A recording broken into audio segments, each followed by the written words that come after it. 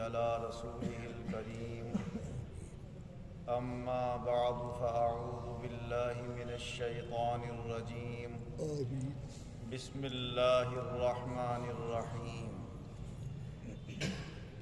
سبحان الذي أسرى بعبده ليلا من المسجد الحرام إلى المسجد الأقصى الذي باركنا حوله لنريه من آياتنا إنه هو السميع البصير۔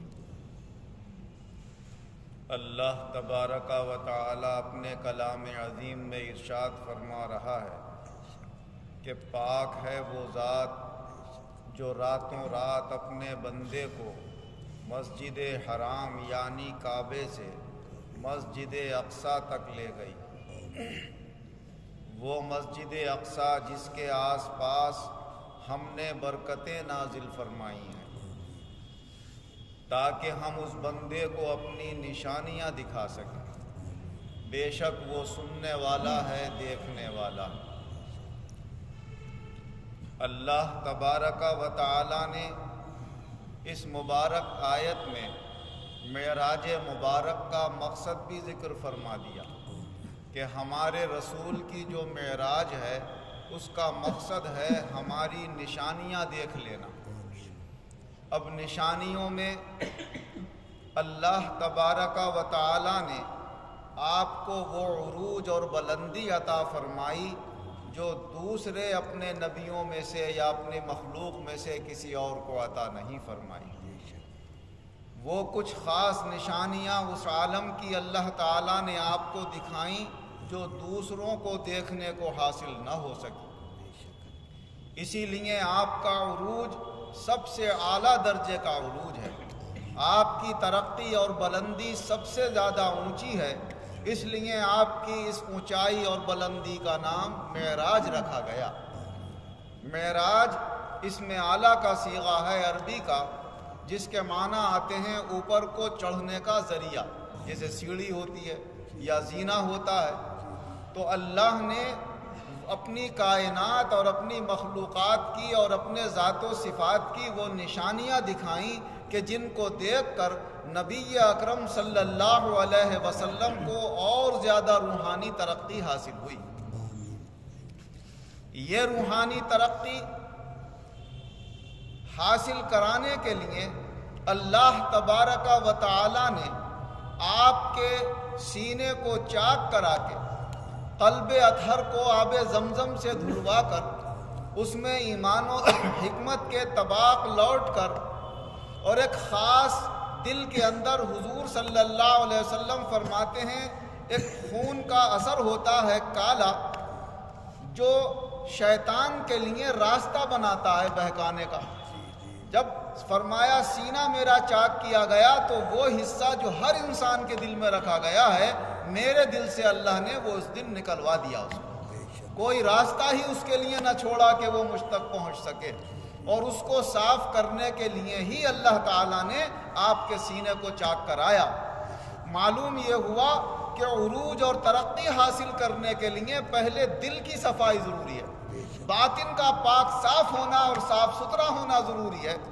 تو عروج اللہ نے عطا فرمایا، لیکن اس سے پہلے کعبے کے اندر آپ کو لٹال کر فرشتوں کے ذریعے باطن کی مکمل صفائی کراتی، حالانکہ آپ تو ویسے ہی پاک و صاف ہیں، لیکن اور جو بھی ذرہ برابر بھی کوئی چیز ایسی ہو سکتی تھی کہ جس کو آپ کے مرتبے کے اندر رکاوٹ بننے کا کوئی راستہ بن سکتا تھا، وہ بھی حضور صلی اللہ علیہ وسلم کے جسم اطہر سے نکال دیا گیا اور آپ کو بڑی آسانی سے وہ ترقی عطا فرمائی۔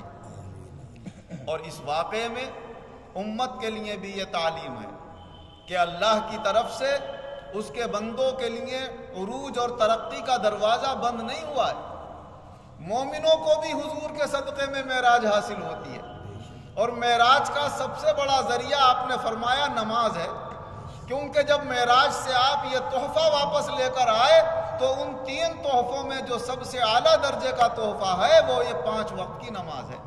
اسی لیے حضور صلی اللہ علیہ وسلم نے فرمایا الصلاۃ معراج المؤمنین، کہ میری معراج تو وہ ہوئی کہ اللہ نے مجھے اپنے پاس بلایا، مگر ہر مومن کی معراج جو ہے وہ اس کی نماز ہے۔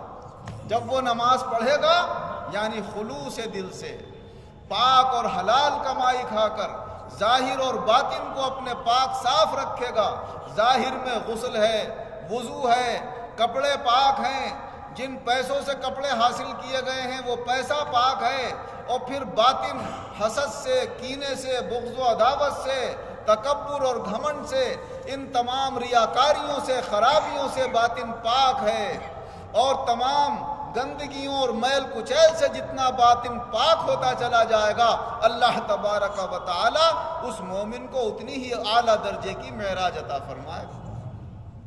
اور اس کی معراج ہر مومن کی یا تو اسے کسی نیکی پر ثواب ملتا ہے، تب اسے عروج حاصل ہوتا ہے، اس کا کوئی گناہ مٹتا ہے تو یہ اس کی معراج ہو جاتی ہے، اور ان گناہوں کے مٹانے کے لیے اور ثواب کو بڑھانے کے لیے اللہ تعالیٰ نے سب سے جو اعلیٰ ذریعہ بنایا ہے وہ نماز کو بنایا۔ قرآن پاک میں اللہ تبارک و تعالیٰ فرماتا ہے اقم الصلاۃ طرفی النہار وزلفا من اللیل ان الحسنات یذہبن السیئات ذالک ذکریٰ للذاکرین۔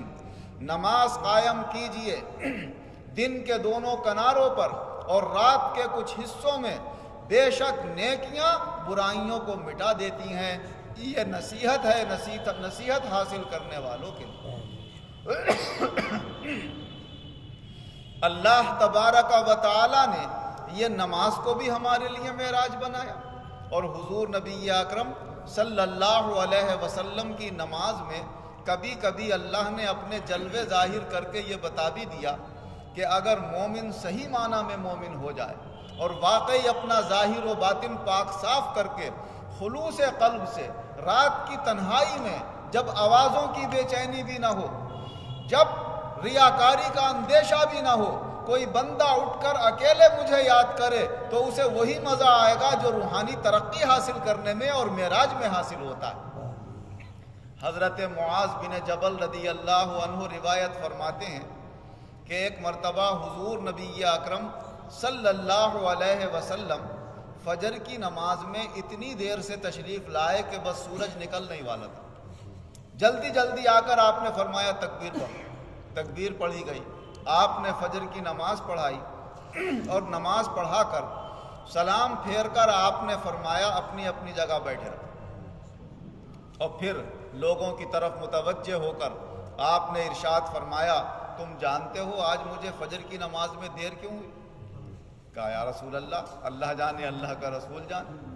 تو حضور صلی اللہ علیہ وسلم نے فرمایا آج اس لیے دیر ہو گئی کہ ہم رات کو جیسے اللہ کی عبادت کرنے کے لیے تہجد کی نماز کے لیے اٹھتے ہیں، آج رات بھی اٹھے، مگر آج رات تہجد کی نماز میں اللہ کا خاص ہمارے اوپر ایک کرم ہوا کہ کھڑے کھڑے نماز میں ہمیں اونگ آنے لگی، آنکھیں مج گئیں، اور اس دنیا سے بے خبر ہو کر اس عالم میں پہنچ گئے کہ خاص ہمیں سامنے سے ہمیں اللہ جل شانہ و عم نوالہ نظر آنے لگا، اور اللہ تعالی سامنے سے ہم کلام ہے، اور فرما رہا ہے یا محمد فیما یختصم الملأ الاعلی، اے محمد یہ ہمارے اعلیٰ درجے کے فرشتے آپس میں کچھ بحث کر رہے ہیں، بتاؤ کیا بحث کر رہے ہیں؟ تو کہا میں نے عرض کیا اللہ تو ہی جانتا ہے کیا بحث کر رہے ہیں۔ کہا 3 بار اللہ نے مجھ سے پوچھا، میں نے 3 بار یہی جواب دیا کہ اللہ تجھے ہی پتا ہے کہ کیا بحث کر رہے ہیں۔ تو کہا پھر اللہ تبارک و تعالی نے اپنا دست قدرت پیچھے سے میری کمر پر دونوں شانوں کے بیچ میں رکھ دیا، جس کی ٹھنڈک میں نے اپنے دل میں محسوس کی، فتجلی لی کل شیء، اور پھر ہر چیز میرے سامنے ظاہر ہو گئی، فرشتے کیا باتیں کر رہے ہیں یہ بھی ظاہر ہونے لگا، ہر چیز مجھے روشن ہو گئی۔ پھر اللہ تعالیٰ نے معلوم کیا یا محمد یہ ہمارے اعلیٰ درجے کے فرشتے کیا بحث کر رہے ہیں اب بتاؤ؟ کہ اے اللہ کفارات کے سلسلے میں بحث کر رہے ہیں، یعنی ان نیکیوں کے بارے میں آپس میں گفتگو کر رہے ہیں جن نیکیوں کے کرنے سے گناہ مٹ جاتے ہیں۔ کفارے کے معنی آتے ہیں گناہ کو مٹا دینا، اسی لیے کسی سے کوئی گناہ ہو جاتا ہے تو اس سے کفارہ دلوایا جاتا ہے۔ اسلام کے اندر کفارے کے وہ موقع آئے گا تو پھر تفصیل سے بتایا جائے گا۔ تو کفارے کا معنی ہے جو وہ نیکیاں جو گناہوں کو مٹا دیتی ہیں۔ کہا وہ کون کون سی نیکیاں ہیں یہ فرشتے آپس میں باتیں کر کے بتا رہے ہیں؟ کہا یا اے اللہ مشی الاقدام الی الجماعات، پیدل چل کر اپنے گھر سے نکلنا اور جماعت کے ساتھ نماز پڑھنا، اس سے گناہ مٹ جاتے ہیں۔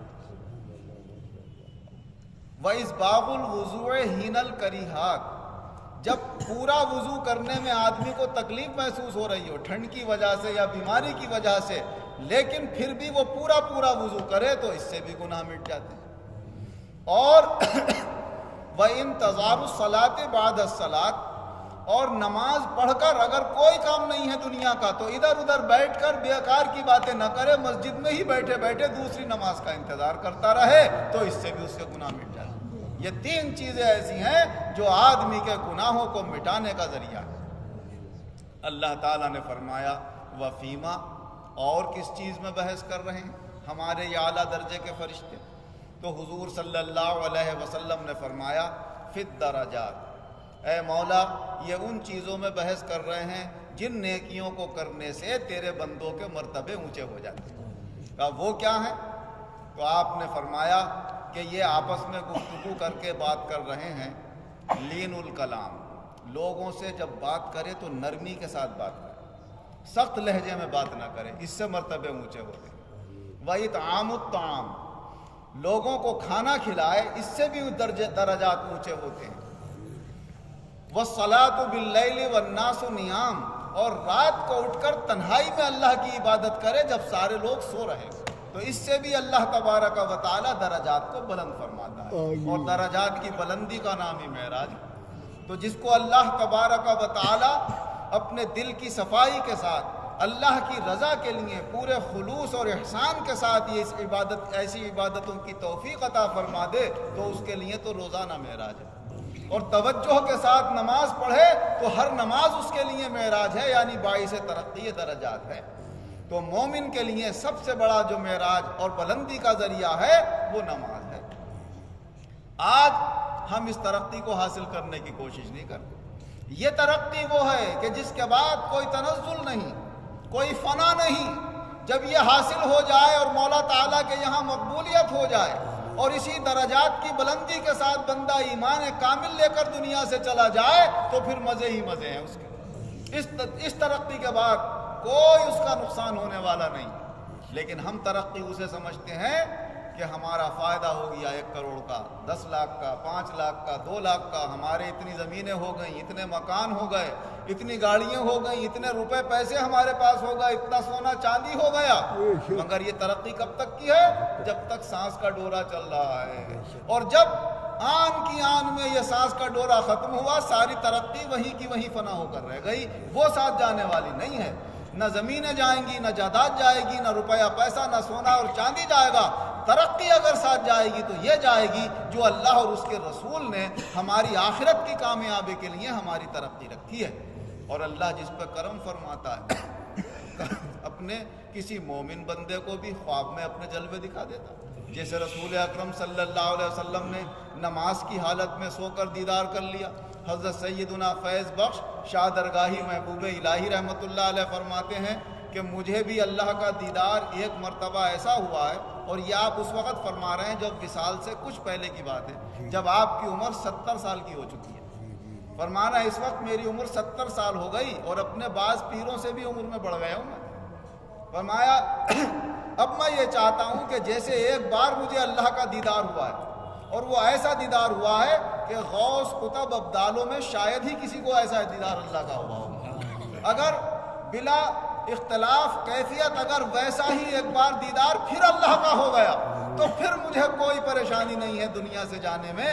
میں یہ چاہتا ہوں کہ ایک بار دیدار اور ہو جائے اور اللہ اپنے پاس بلا لے۔ تو دیدار خداوندی، قرب خداوندی مومن کی معراج ہے۔ اس معراج کے بعد جب کوئی تنزل نہیں ہے تو پھر بندے کو کوئی پرواہ نہیں ہوتی۔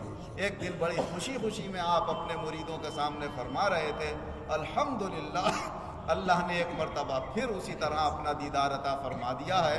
اب لگتا ہے ہم دنیا میں دیر تک رہنے والے نہیں ہیں، اور چند دنوں کے بعد آپ کا وصال ہو گیا۔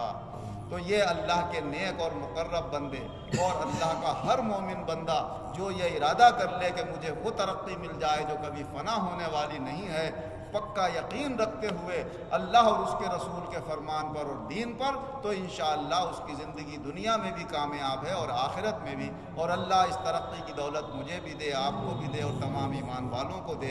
اور دنیا اللہ دے لیکن اس کی محبت نہ دے۔ اللہ ہماری ضرورتیں پوری کرنے کے لیے وہ ہمیں عطا فرمائے، کسی کا محتاج نہ بنائے۔ اللہ دونوں جہان میں ایمان و عزت کے ساتھ شاندار کامیابی عطا فرمائے۔ الحمدللہ رب العالمین والعاقبۃ للمتقین والصلاة والسلام علی خیر خلقہ محمد وآلہ واصحابہ اجمعین۔ اے اللہ ہمارے گناہوں کو معاف فرما، آئندہ گناہوں سے بچنے کی توفیق عطا فرما۔ یہ دنیا کی چیزیں بہت دھوکہ دیتی ہیں، مولا ان کے دھوکے سے ہم سب کی حفاظت فرما، ہمارے دل کی آنکھیں کھول دے، اور جو اصلی نعمتیں ہیں انہیں پہچاننے کی توفیق عطا فرما، ان کی طلب عطا فرما، وہ نعمتیں زیادہ سے زیادہ ہمیں عطا فرما، ترقی کے بعد تنزل سے ہماری حفاظت فرما، اور دنیا کی بھی ساری ضرورتیں ایمان و عزت کے ساتھ آسانی کے ساتھ پوری فرما۔ جب خاتمہ فرما بآسانی ایمان و عزت کے ساتھ فرما، اور ایمان و عزت کے ساتھ اپنے مقبول بندوں کے ساتھ آخرت میں ہمارا حشر فرما۔ آمین بجاہ